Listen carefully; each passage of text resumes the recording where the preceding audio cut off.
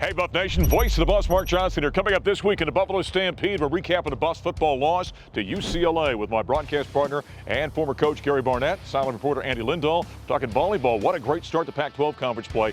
Megan Hart will join us as the Buffs sweep a couple of matches over Utah and Arizona State. And we talk skiing with head coach Andy Leroy. All this week in the Buffalo Stampede.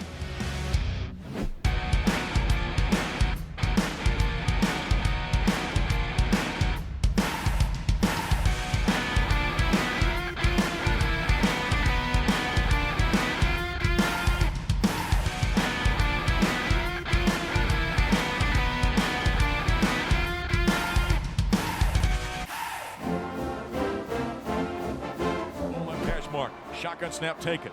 Handed off, offered. Oh no, he keeps it, turns. He's going to walk in. Oh, how about these baby Buffaloes? Touchdown! Touchdown, Colorado! Owen Mccowan. He faked the handoff to Offerdahl, and like a walk on a Sunday in the park, took it into the south end zone. Well, it was the first college start for Owen Mccowan, and his first college touchdown. And not being a throwing touchdown, it was a rushing touchdown. Hi, everybody. Welcome to the Buffalo Stampede. Voice of the Buffs, Mark Johnson here. Coach Gary Barnett, my broadcast partner. Colorado, despite the energy that Owen Mccowan brought, falls 45-17 to UCLA. Let's start with the positives here. Owen Mccowan looked like he belonged out there. Certainly he looked young at different times. Well, let's get your assessment. Yeah, Mark, I would agree with that. I think the moment wasn't too big for him. He did show his being a freshman, a true freshman, playing in a game with big boys. And, the other side had some defensive plans for him and executed them pretty well and made it tough on him. I mean, he ends up having a fumble and an interception and all that. But he's going to learn a lot because now all of a sudden the things that the coaches have been telling him, that they can only use scout guys to simulate. He sees where the big boys who do that, what happens, and how much faster he has to do things, and how they can trick him. So he's going to learn a lot from this thing. There's nothing like your first game and what you learn from doing it. There's an old adage in football that you pressure the rookie, you defend the veteran, right? So, and as you talked about, they put some pressure on. Chip Kelly knows that as well. You said something on the broadcast that was kind of interesting about him identifying what kind of blitz he's seeing and what that means from a quarterback standpoint. Well, yeah, I mean, he's got to know when he has protection, when he doesn't. And when he's got a zone blitz, it means he's getting pressure now.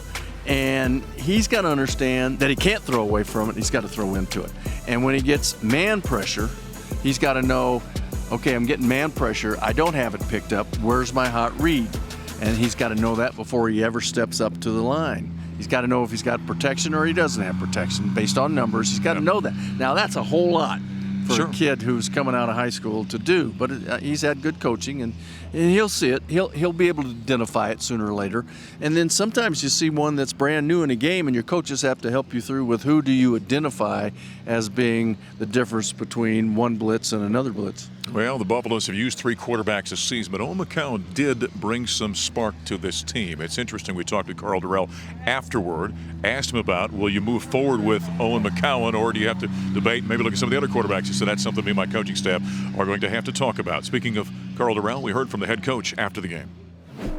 Presented by Coors Light. Coors Light, mountain cold refreshment made to chill. Celebrate responsibly. Frustrating day. Looking at the game, I felt there were some positive things in the game that even though we weren't a factor with getting a chance to win this one, but I was encouraged by, the young freshman that we decided to use. I felt he did some positive things overall. He did some rookie things as well, but was encouraged by his poise. He had a lot of good poise. I'm sure he'll look at the tape and say that there's a lot of stuff that he can definitely improve on. We didn't help him at times, particularly early. We had some drop passes that, probably could have gave us some consistency early of really putting some at least the opportunity to put some points on the board. So we didn't get great series early. There was some consecutive series, particularly when offense wasn't getting any points and we're punting the ball back to them. They scored consecutive touchdowns that can get the game, out of balance pretty quickly. Right now we have a lot of things to really shore up. There's a lot of areas that need a lot of work that we've been working on and we're going to continue to work on. Overall, it's a young team that needs to continue to grow and mature as we go. And hopefully as we go, we want to have success, but that's been short of it right now. Here's head coach Carl Durrell after the Buffaloes' 45-17 loss to UCLA. Colorado 0-4 in the season, 0-1 in Pac-12 conference play. Every game has been 25 or more points. I mean, lopsided affairs so far.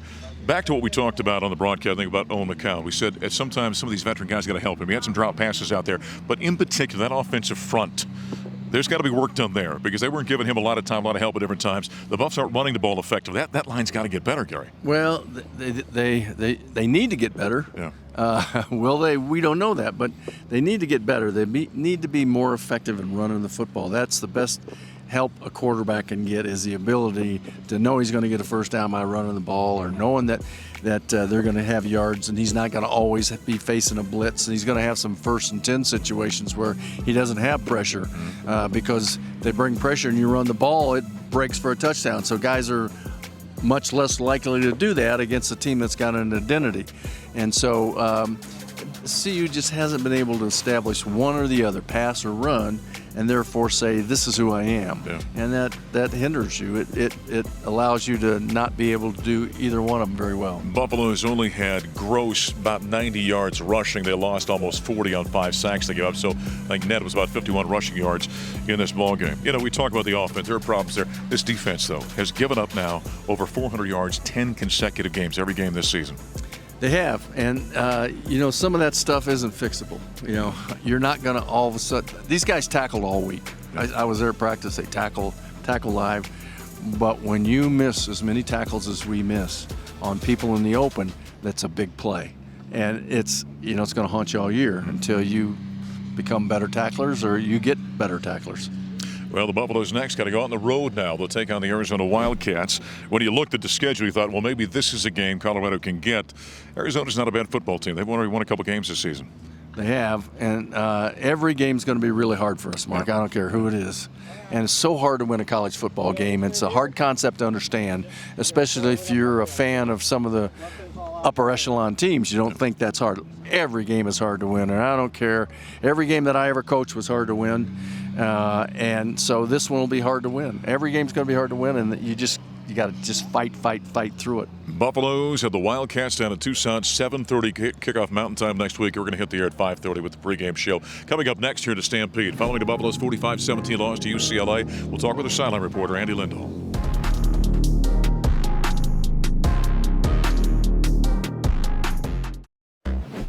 McCowan snap. Play action, boots out to his left, looking in the end zone, rifles it out there, diving down, was a catch made, looking for the signal. Touchdown, Colorado. Well, there's a second of 2 touchdowns for the Colorado Buffaloes. Jordan Tyson, by the way, he's got a kind of a knack for making big plays. That's his second career touchdown. Went from true freshman to true freshman there. Owen Mccowan to Jordan Tyson. We continue into Stampede following the Buffs' 45-17 loss to UCLA. Sideline reporter Andy Lindahl joining us. You've been down the sideline much of the season this year, and Owen Mccowan brought a spark out there, didn't he? He did. There was good pace when he got out there. There was a nice energy. And I liked some of his quick reads and quick decisions. Now, the problem is, and this is where, things start to break down, unfortunately, systematically for the Buffs, you got to keep him protected. He did start seeing some rushers that weren't there at one point, and he rushed some plays. Good, crisp decision-making to start, rushed a couple things at the end, but you can't blame the kid. There were a number of times where I watched from right behind the line of scrimmage. They were like the 20-yard line, and it was coming in quick, and Coach had said there was one particular play where there was a receiver. He missed the window, but I got to tell you, being behind that line, I can understand why he missed the window. Those guys are getting there pretty quickly. Well, that's part of the growing process a little bit. You're a young quarterback. You start, instead of looking for the receiver, you start looking for the rush to see where it's coming from, instead of trusting the protection up in front of you. But the thing is, Andy, he looked like he belonged out there. He looked like he belonged, and I thought it brought an energy, especially to the student section. And, I really want to give a shout out to Buff fans that go to college here, the current student body, because they show up, they hang out, they bring positive energy to this thing. They did that today, and I thought Owen rewarded them for that. He made some really great throws. He had some really fun plays, and I think you can see, as you and I have been around football quite a while, you can tell when a guy is not bothered by it, and you could tell all afternoon he wasn't He wasn't hyper about things. He didn't look nervous. He had a demonstrative body language I think you guys could see up in the booth. And so I'm excited to see what he can do as he develops. Yep, sometimes all you have to do is prove that you belong there. And you've got kind of that natural sense of being out there. Now there's growth that comes from that, and ultimately you grow into a great player. And he certainly has the tools to eventually do that. But the Buffs still fall 45-17. Afterward, we heard from a few players. I mean, obviously it's very difficult, but there's nothing you can do besides just keep pushing and keep working. Like, I mean, what are you going to do, give up? Like, you can't. So you got to keep going. Definitely just got to try to stay competitive. That's the ultimate goal. You never want to lose. Nobody plays to lose, practices and lose. We put the same effort in every week. We just got to get stuff fixed. The headspace really is really can't get no worse. You can only get better. So that's the positive you can take from it, but you really can't take too many positives from it because the end result the last couple of weeks. But probably just stay the course, keep stride. Something will happen. The plays we make in practice, we haven't been able to make in the game. We've created a lot of one-on-ones for us to execute, and we haven't executed them. So that's really it. Every play, somebody has to make a play. It's schemed up for the ball to go somewhere to somebody, whether that person makes a play or not, depending on what they do. And we haven't made those plays as a defense. Overall, to me, it just seems like a lack of execution. I mean, we'll get it done in practice all week. We'll have a great week of practice. And then go out on Saturday and we just aren't executing like we should. Well, there's a few of the Buff players after Colorado falls 45-17 to UCLA, sitting at 0-4 on the season, 0-1 in Pac-12 conference play, heading to Arizona as we continue with silent reporter Andy Lindo. You know, one of the things that became a factor in this ballgame, a team without great depth anyway in Colorado. Also, the injuries were piling up on Saturday. Yeah, Brady Russell tried to gut his way through what was clearly a painful ankle injury. He was unable to do that. And then Chase Sowell, the shoulder looked rough. I saw him after the game. I saw him during the game, arm in a sling, ice on the shoulder. Those are two guys that probably aren't going to play in the next couple weeks at least, and it may be well beyond that. This team's got to try to stay healthy. As you said, the depth isn't great. And what's such a killer about Russell, not only is he one of my favorite guys on the team, we just love the personality. He's just such a hard-nosed football player. But you and Coach have talked so much about it. You don't have a lot of veteran leadership. He provides some of what little you have. I don't want to see a lot of games without him out there playing and at least bringing the right energy in the huddle. No, you've only got 12 seniors on this team, and you take away the guy that is one of the unquestioned leaders on the squad and certainly a guy that is playing hard right now for this football team. The thing you take forward, and at this point you're sitting at 0-4, so you're kind of grasping at positives. Owen Mccowan, you saw Jordan Tyson make some plays today. Anthony Hankerson came in. He looks like he's going to be an exciting young running back. There is some youth out there, and at this point you wonder if you just kind of start riding those guys and continue to build for the future. Yeah, because it is what it is right now, right? It is what it is. You're in the Pac-12 play now. This is still a very tough conference for you to compete in, and you got to get the young guys their reps because you know what? The growing pains aren't going to you're not going to grow out of the growing pains with them sitting on the bench. So you've kind of started this thing. It's been by necessity with some of the injuries, so on and so forth, some of the play. They brought a lot of good energy. The young guys brought a new feel to this thing today. It did not feel like an 0-3 team taking the field at the time. You just got to try to feed off that, and hopefully they learn quickly from mistakes. They recognize things for next game. Not fun for Buff Nation. I understand that you're 0-4 for the first time since 2016. That year, Dan Hawkins in year number one ended up going 2-10 and built. Next year, they did go to a bowl game, and of course, things didn't go well after that. But nonetheless, the Buffaloes are on the road now at 0-4 at Arizona next week. Again, 7:30 kickoff, 5:30 with the pregame. We'll have it on the Colorado Football Network. Coming up next, we're going to check in elsewhere in the Colorado Athletic Department.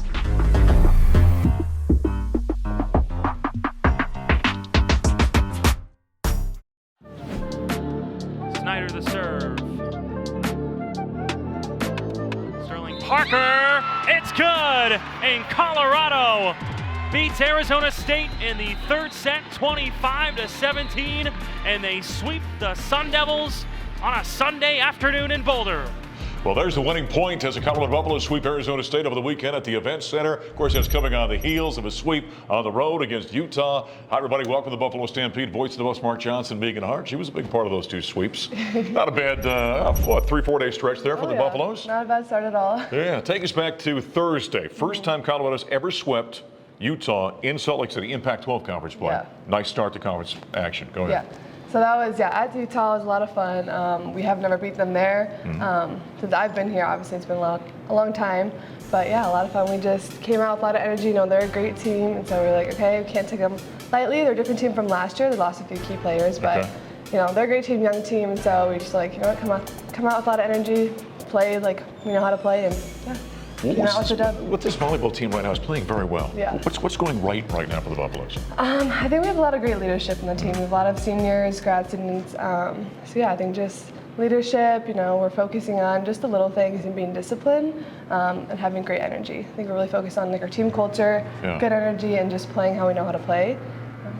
That's awful big, though, getting a sweep like that on the road. Then you come home over the weekend on Sunday. You got Arizona State, just saw the game-winning point there, and you do it again. And you guys were dominating in this match, weren't you? Yeah. ASU is a great team. We're really excited going to the match because usually, they can kind of sneak up on you if you don't come out strong. And so we really were excited for that game. We only played them once this year at home. So we're like, you know what?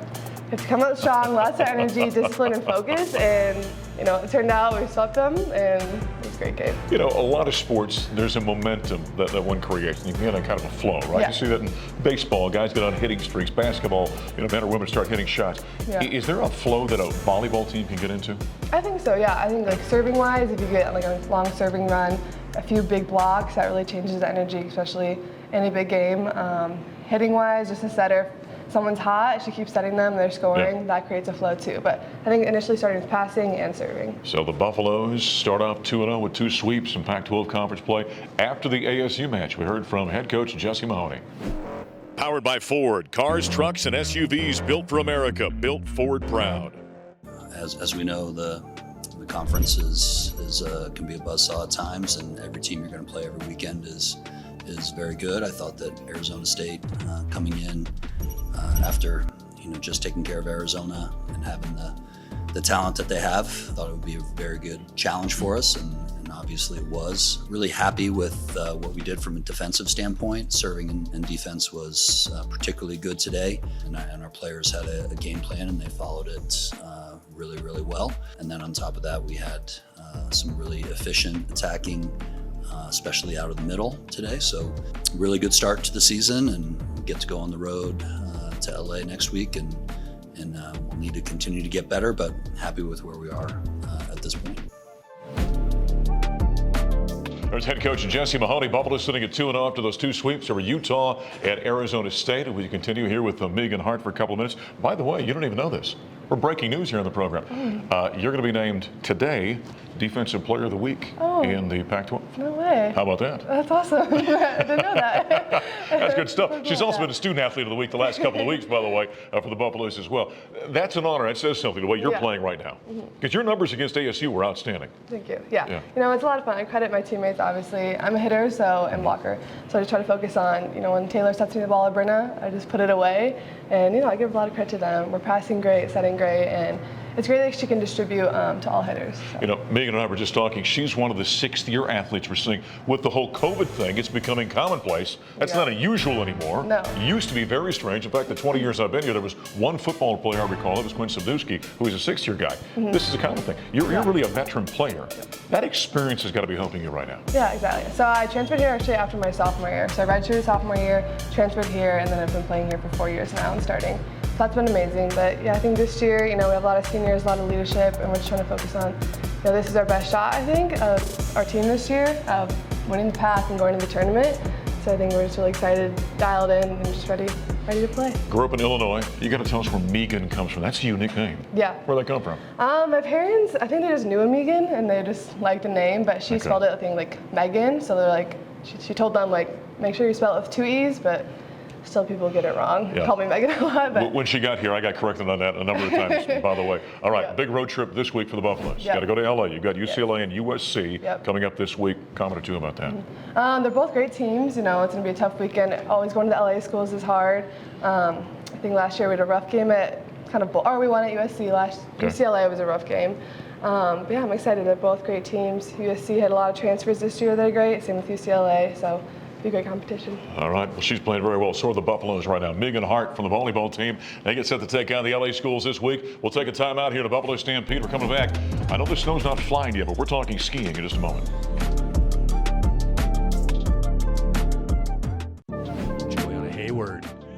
Good handling. Hayward trying to free herself up for a shot. Gets one away off the post and in. Juliana Hayward cuts it in half. 2-1. Arizona State leads. Colorado takes the momentum on their home pitch. Even with Jenny Byer, here's a ball rolling forward. A shot try. Kuhlman across the face of the goal, and Kuhlman limps off the back of her score. Savannah Kuhlman, who just re-entered, finds a way. Unbelievable. Well, it was a controversial ending, and the Buff soccer team got beat in that controversy. 3-2 they fall on the pitch. Back in the Stampede, voice of the Buffs, Mark Johnson, Andy Leroy, the head ski coach here at the University of Colorado. What's going on? Is it moving day? What do you got going on back here? Well, it's a work in progress. We're creating a new fueling station, so a little bit of construction here. They actually only put the cabinets in this past Friday. So look at this over here. We're gonna set it up. We're gonna get some refrigerators over on this side, a little dishwasher. We've got some TVs that'll happen up here that the athletes can watch some World Cup video. And on the other side, there is a TV as well that will have some video for editing with the coaches. We adjusted their pod over there. We'll have some spin bikes the athletes can recover and get fired up in the morning. So it's a work in progress, but it'll be fruition by the skee ball here in a couple weeks. Fueling station. So this is when they come in the morning. This is all the stuff we do here at the University of Colorado for our student athletes to make sure that we care for them properly, right? So what are they going to find when they walk in here? Well, much like you would find in the event center, our ski team is showing up at 5 in the morning. And then we're driving up to Eldora. We're up there by 6:45. We'll train for a couple hours and come back. So they miss the window of the fueling station that's there at the Champs. And sometimes they actually miss the lunch because our trainings go through the middle of the day. So providing them with the appropriate nutrition throughout the day, it just wasn't being done as well as it could be. So making the step to change this. Awesome. Well, hey, ski season is going to get underway here pretty quick. It's been cold. It's been cold. Yeah, I know. A few flakes falling up over the mountains. Not down here yet, but tell us, when does everything really get going for you? You know, probably the day after skee ball, where skee ball is going to take place on October 14th. And we can expect, we're hoping, fingers crossed, if the weather continues, they will have some snow in places like Loveland. We'll begin skiing. So, yeah, it's coming. It's coming quick. What's the roster look like this year? You got a veteran roster, young roster. Who are you bringing in? Give us kind of the background. Quite a few of the returners. Some of the players that we had in the years past, people like Philip Voracek, who won NCAA championships last year on the Nordic side. Magnus Bowie's returning. Hannah Abrahamson, the Coletta sisters. And they're all looking great. They're looking strong. They're coming back here fired up, and we'll do better this season. So it's happening good, but we got some snow to come. We got to get it on the hill. You know, with the ski team, all right, what do they do here? They win championships. I mean, that's always the goal here at the University of Colorado. Hey, speaking of caring for athletes, a short time ago we had a great program called the First Year Program, where we talked to first-year student athletes about their experience and what to expect here at Colorado.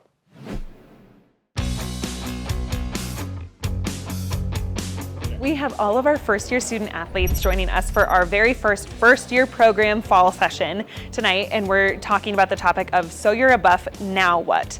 Basically, it's just looking at what your first couple weeks of class have been like, how you've been adjusting, what are some new things that you're kind of handling, and then really thinking about how you take those really unique things that make you you and your identity and make you authentic and awesome and so strong, and how you can apply those to all of the things that you have going on. So just a little bit of a reminder of how everything's going and who you are. And it's important for us to make sure that they get off on the right foot and get off on the right start here for CU Athletics. We know that they're coming from literally all over the world, from so many different places, specifically trying to make sure that they know what resources they have and really embrace that mindset of, hey, you're a Buff, now what do you need to do to make sure that you're successful here in your first year and beyond here at CU? Well, it's good to know we're taking care of the first-year student athletes, kind of getting them understanding what to expect here at the University of Colorado. We continue with Andy Leroy, ski coach here at the University of Colorado. All right, you mentioned the skee ball before the break there. Big event coming up October 14th. Huge fundraiser over this program all the time. Give us the details. You know, I hope we do better than last year. We raised over $107,000 last season. It allowed us to make some changes, as you see back here. We've also got a state-of-the-art Nordic treadmill.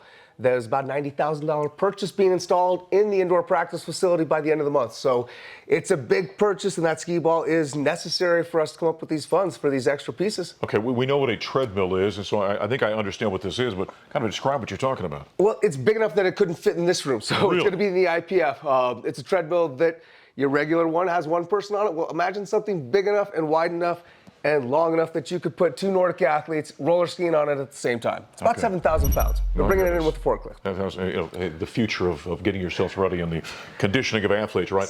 Tell us the details of this skee ball. Can people still sign up if they want to come and support? Today is Monday. They have until Friday. The deadline will close on October 1st.